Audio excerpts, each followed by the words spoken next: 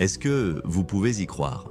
Aux États-Unis, il existe aujourd'hui des villes où acheter un simple comprimé, une brique de lait ou même une brosse à dents est devenu presque impossible. Alors que se passe-t-il vraiment? Qu'est-ce qui a poussé les habitants de ces régions à vivre dans un cercle vicieux sans issue?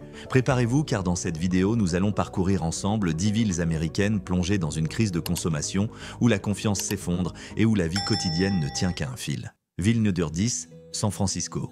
San Francisco était autrefois célèbre pour ses collines enveloppées de brume et l'arôme du café du matin qui flottait à chaque coin de rue. Aujourd'hui, cet air est remplacé par l'odeur âcre de peinture fraîche venant des boutiques fermées à la hâte. Dans le quartier de Nob Hill, les vitrines barricadées de planches de bois ressemblent à des béquilles maladroites soutenant une ville vacillante. À Soma, les blocs de béton froid reflètent un silence pesant, bien loin du battement de cœur effervescent qui faisait vivre la Silicon Valley.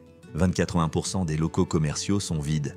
Un chiffre clair, mais incapable de traduire l'angoisse des familles qui arpentent les rues en pente à la recherche de quelque chose d'aussi banal qu'un paquet de couches. Un ingénieur millionnaire déplie son smartphone pliable pour commander des provisions depuis un entrepôt au Nevada, sans se douter que le drone de livraison ne trouvera jamais de destinataire dans un immeuble désormais scellé. À seulement quelques pâtés de maison, une petite épicerie latino ferme après 3 cambriolages en une semaine. Les étagères, autrefois garnies de riz et de sauce, ne sont plus que des tremplins pour les rats fouillant la mémoire d'un quartier autrefois vibrant. Le télétravail enfant chéri de la Silicon Valley qui vénère le cloud a boosté la productivité, mais il a aussi fait disparaître le flux piéton qui nourrissait les commerces de proximité. Les trajets du déjeuner se sont évaporés comme des rivières asséchées, entraînant une chute de 60% des ventes au détail. Union Square, certaines nuits, ressemble à un décor abandonné après une répétition générale. Des mannequins nus fixent la rue à travers des vitrines fissurées et le seul bruit résonnant est celui du moteur d'un bus touristique laissé allumé car les passagers ont déjà reçu sur leur téléphone l'avis « Il n'y a plus rien à visiter ». Après 18 heures, presque aucun service essentiel n'est disponible. La désertification commerciale a donné naissance à de nouveaux explorateurs urbains. Les voisins s'organisent en petits groupes et parcourent plusieurs kilomètres jusqu'à un marché éphémère n'ouvrant que le week-end. Là, ils échangent de numéros de téléphone rouleaux, de papier toilette ou tubes de dentifrice comme s'il s'agissait de cartes de baseball. Une application locale appelée Lou clignote sans cesse reliant celui qui a un tube de dentifrice en trop à celui qui en a un besoin urgent. Mais la carte de l'appli se couvre peu à peu de zones grises, là où les livraisons n'arrivent jamais. Pendant ce temps, des milliers de tonnes de marchandises s'entassent immobiles dans les entrepôts du port. L'Amérique sait envoyer des satellites en orbite, mais reste incapable d'assurer une simple éponge à moins de 10 minutes de marche. Cette ironie s'infiltre dans chaque conversation improvisée autour d'un camion de déménagement entrouvert. La mairie tente bien de soutenir des commerces communautaires ouverts 24h/24, financés par de petits investisseurs qui rêvent de sauver le barbier du quartier où l'on refaisait le monde entre 2 coups de ciseaux. Mais ces lumières, à peine rallumées, s'éteignent à nouveau, brisées par de nouvelles vagues de pillages organisés. San Francisco, phare mondial de la haute technologie, ressemble désormais à une île privée de vivres. Qui aurait pu imaginer que l'épicentre de l'innovation mondiale ne soit même plus capable de garantir un simple savon dans un rayon de 30 minutes de marche? Et sous la baie, le grondement des câbles sous-marins résonne comme un avertissement. Peut-être que la prochaine start-up ne devrait plus chercher à conquérir les étoiles, mais à rétablir la proximité humaine qui s'est dissoute entre les lignes de code. Ville numéro 9, Nashville. Nashville a longtemps envoûté le monde avec les accords de guitare qui vibraient sur Broadway. Mais en périphérie, cette mélodie est remplacée par le silence pesant des réfrigérateurs vides, une partition plus triste que n'importe quelle chanson country. Aujourd'hui, plus de 40 000 habitants vivent à plus d'un 5 km du supermarché le plus proche et ce chiffre augmente de 6% chaque année à mesure que l'économie locale s'enlise. La fermeture successive de Dollar General et de Kroger dans le nord de Nashville a d'abord circulé comme une simple rumeur. Mais lorsque le dernier rideau métallique est tombé, le bruit a résonné comme un coup porté à la dignité collective. Cambriolages éclairs, loyers exorbitants, primes d'assurance hors de prix, tout cela s'est transformé en un nœud coulant qui a étranglé le commerce de première nécessité. L'avenue Jefferson, autrefois célèbre pour ses brunchs gospel, ne montre plus que des drapeaux délavés flottant au-dessus de vieux fûts d'huile rouillée. La santé publique en paie le prix. Obésité et diabète dépassent largement la moyenne de l'État alimenté par une dépendance forcée à la friture et au soda bon marché. Chaque matin, une jeune infirmière de l'hôpital Vanderbilt court le long de la rivière Cumberland dans l'espoir de purifier ses artères. Amère, elle pense à sa grand-mère obligée de marcher plus de 13 km simplement pour acheter un poivron. La mairie promet l'ouverture de marchés communautaires et des subventions pour les petits commerces, mais la mise en œuvre avance au rythme lent d'un blues fatigué. Les permis s'éternisent, les architectes se perdent dans les débats et les fonds fédéraux disparaissent dans un dédale bureaucratique. Pourtant, des étincelles de vie persistent. Des camionnettes chargées de légumes frais sillonnent les quartiers, vendant en liquide ou même en échange d'un solo de guitare improvisé sur la plateforme du véhicule. Les églises colonnes vertébrales de Nashville transforment leurs parkings en foires hebdomadaires où les fidèles distribuent des tomates rouges éclatantes ou des pains cuits par des familles haïtiennes. Dans chaque voiture, des histoires de migration circulent pendant que l'on partage discrètement l'adresse d'un nouveau food truck acceptant les bons d'aide alimentaire. Mais une ombre plane toujours sur l'industrie touristique. Les visiteurs, après un concert tardif, se retrouvent incapables d'acheter une simple aspirine. Peu à peu, l'image de Music City vacille. En périphérie, un collectif de femmes somaliennes a transformé une ancienne école en centre de stockage d'épices. L'odeur de cardamome envahit les couloirs vides, rappelant que la culture se défend aussi par les marmites qui mijotent. De son côté, l'université Vanderbilt expérimente des fermes verticales sous des lampes LED alimentées par l'énergie solaire, une petite symphonie verte réécrivant l'espoir. Nashville, cœur battant du country qui résonne encore dans le monde entier, cache pourtant une vérité douloureuse, ses habitants peinent à trouver leur pain quotidien. Une question résonne implacable, une ville peut-elle encore prétendre à l'avenir si elle n'est même pas capable de garantir une simple tomate au coin de la rue Ville-Noteroit ? Seattle, jadis connue comme la ville du café de la pluie et des rêves tournés vers l'avenir, affiche aujourd'hui un décor teinté de solitude. Les vitrines qui portaient autrefois le logo Amazon Go ne montrent plus qu'un panneau liquidation ou pire encore le reflet hésitant d'un passant perdu. 10 magasins Amazon Go sur 10 sont fermés les uns après les autres. Le système de paiement sans caissier qui fascinait autrefois est désormais une porte close. Ceux qui n'ont ni smartphone ni carte bancaire numérique en sont tout simplement exclus. À Pioneer Square, un vétéran du Vietnam raconte qu'il a tenté d'entrer plus de 20 fois avant de comprendre qu'aucune fente n'existait pour y glisser quelques billets. 38% des habitants de plus de 65 ans à Seattle n'ont jamais installé d'application bancaire. Ils ont le sentiment d'avoir été effacés de la carte de la ville silencieusement sans préavis. Les marchés traditionnels, bastions de fraises fraîches et de conversations au comptoir ont eux aussi disparu. La raison ? Une double offensive. D'un côté, la guerre des prix menée par les géants en ligne capables de vendre à perte. De l'autre, des vols éclairs menés par des groupes à vélo électrique qui vident les rayons en quelques secondes avant de s'évaporer. Au crépuscule, de petits robots de livraison s'aventurent sur les trottoirs détrempés par la pluie. Mais l'algorithme échoue dès qu'il se heurte à un immeuble sans gardien. Les colis repartent au centre de distribution comme des bouteilles jetées à la mer sans destinataire. Pourtant, tout n'est pas englouti. À Ballard, un ancien quai s'est transformé en marché du jeudi où l'on paie exclusivement en liquide et où les légumes portent encore la trace de terre. À Capitol Hill, des bénévoles organisent des ateliers pour aider les aînés à installer des applications doucement, clairement, sans jargon et surtout sans humiliation. Chaque 15 du mois, des associations locales lancent le jour sans code barre. Les commerçants recouvrent leur scanner d'un simple papier craft, incitant aux échanges face à face. Mais les inégalités s'accentuent. Les jeunes employés détenteurs d'un visa H1B bénéficient d'abonnements premium livraison garantie en 1 heure et réduction exclusive. Pendant ce temps, les retraités philippins de Beacon Hill patientent devant un bus associatif pour recevoir du café soluble. Seattle, la ville qui a inventé le cloud, risque aujourd'hui de se transformer en véritable ghetto numérique où la vieillesse et l'immigration deviennent des passeports périmés. Ville de Gilet 7. New York, la ville qui ne dort jamais, clignote faiblement dans certains quartiers, là où la disparition des pharmacies menace d'éteindre les rêves. En une seule année, le nombre de commerces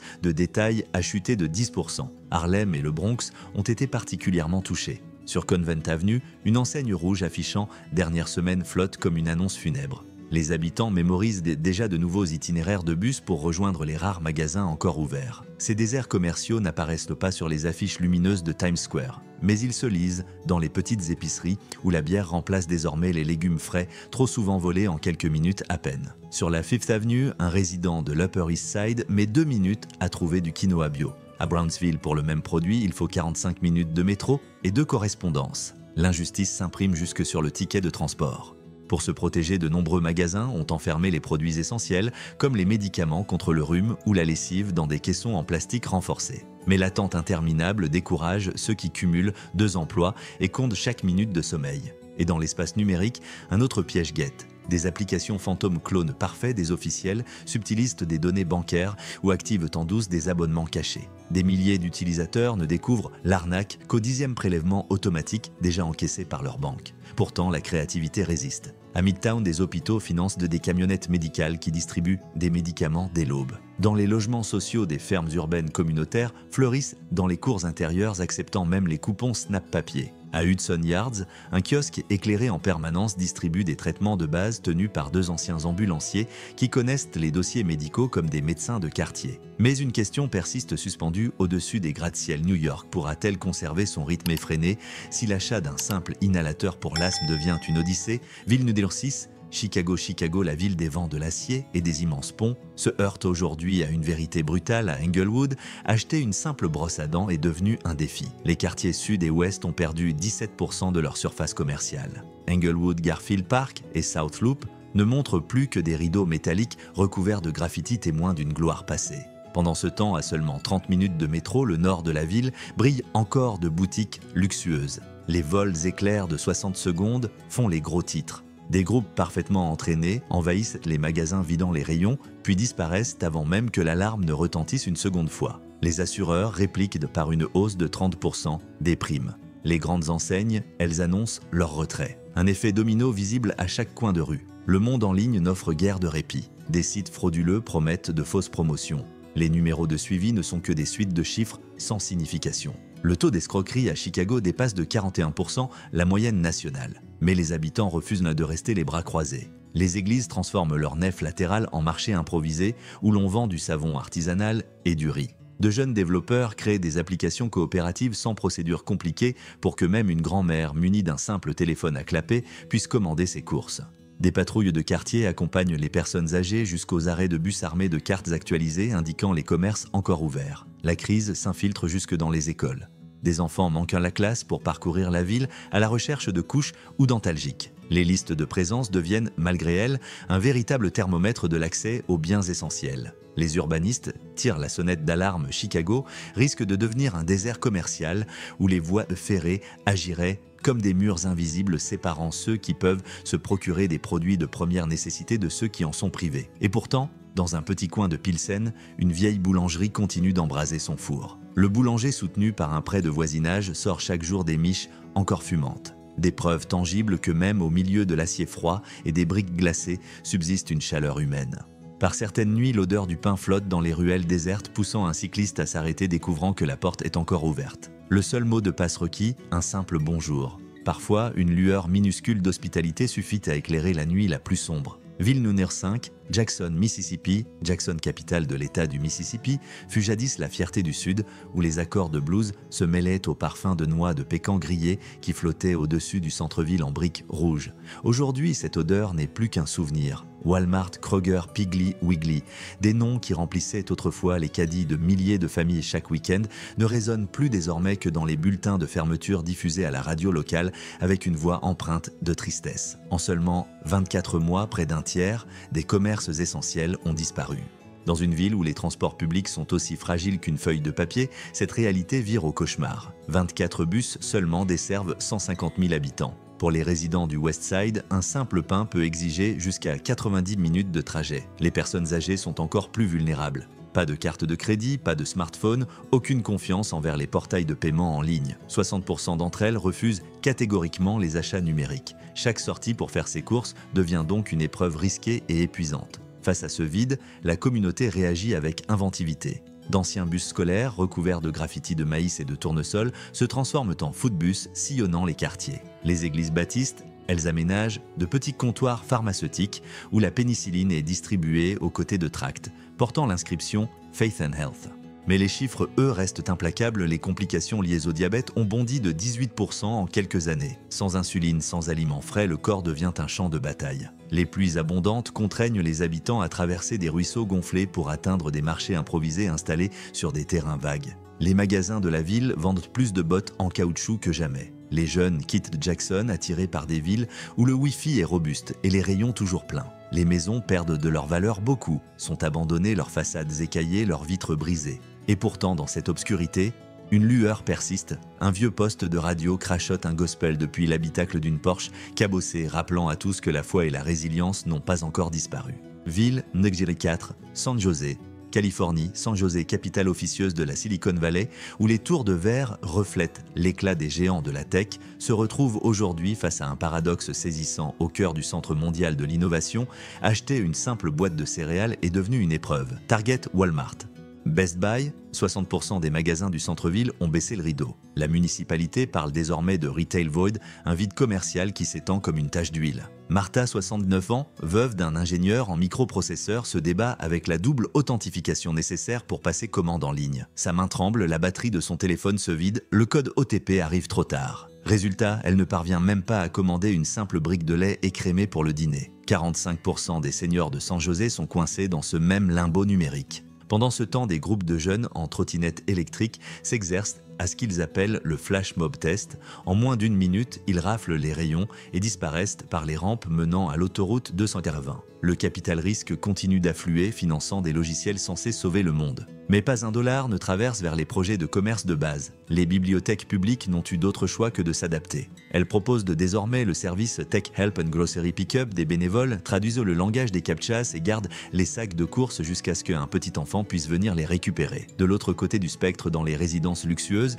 les copropriétés emploient carrément des majordomes chargés d'aller faire les courses dans les comtés voisins. Les frais de copropriété flambent, repoussant toujours plus loin la classe moyenne hors du centre. Un nouveau terme digne d'un roman de science-fiction fait son apparition Super Relocation, une vague de retraités qui fuient de la Californie pour des États où l'accès aux médicaments et au pain est plus simple. Et pourtant, quelques étincelles d'avenir subsistent.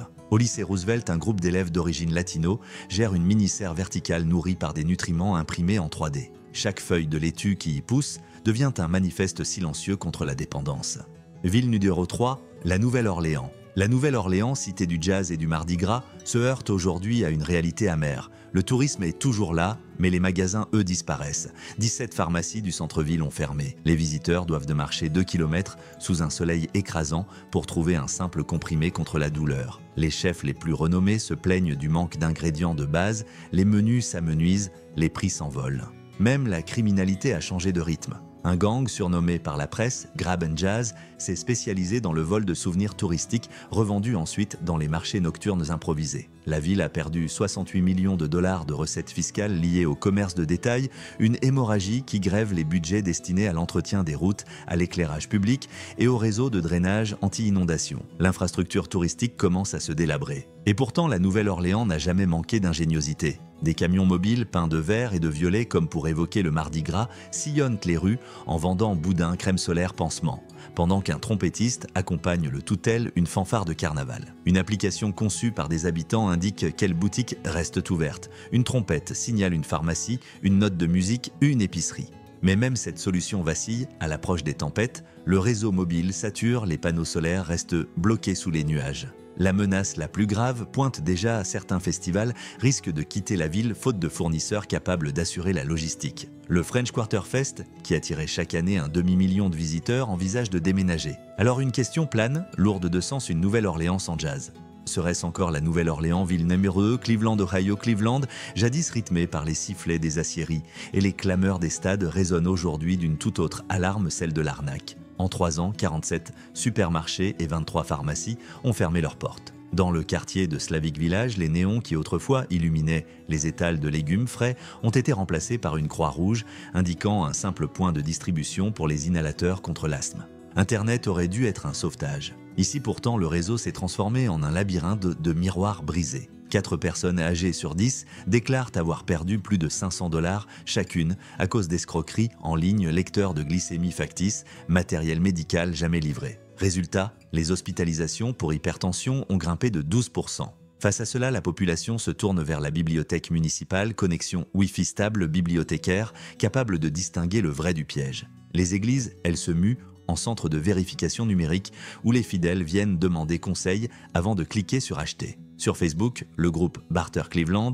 explose 6 œufs s'échangent contre 25 minutes de plomberie, une boîte de céréales contre une réparation de pare-brise. Peu à peu, une économie parallèle prend forme.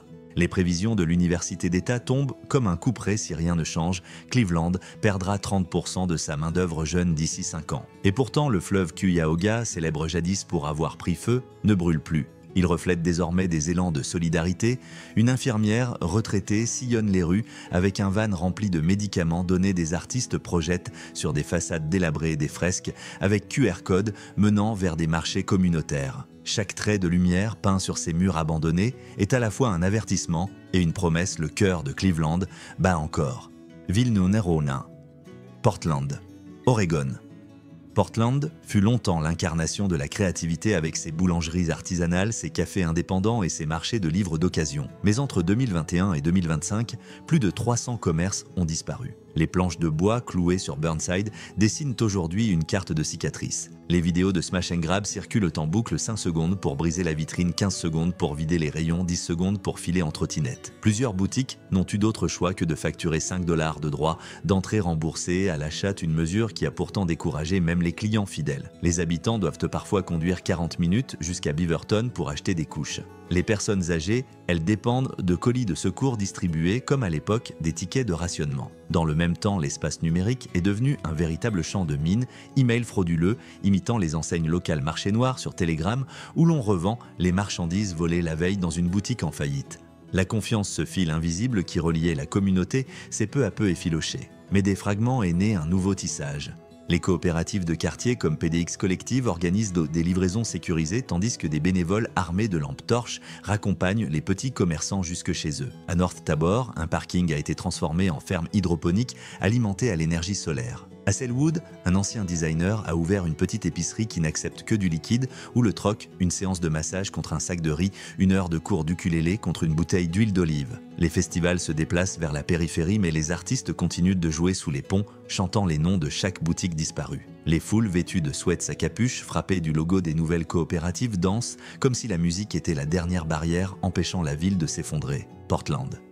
La ville qui s'était toujours revendiquée weird doit aujourd'hui devenir réaliste jusqu'à l'entêtement. Et si vous souhaitez poursuivre ce voyage au cœur des vérités cachées derrière des nouvelles en apparence banales, n'oubliez pas de liker, de vous abonner et d'activer la cloche pour ne rater aucune des prochaines histoires. Tout le contenu de cette vidéo est basé sur des rapports commerciaux, des données publiques et des documents de politique économique disponibles jusqu'en août 2025. Cette vidéo n'a aucune vocation de propagande politique, n'attaque ni individu ni institution et ne représente aucun gouvernement. Son unique objectif est d'offrir un autre regard afin que nous ne restions pas à la traîne.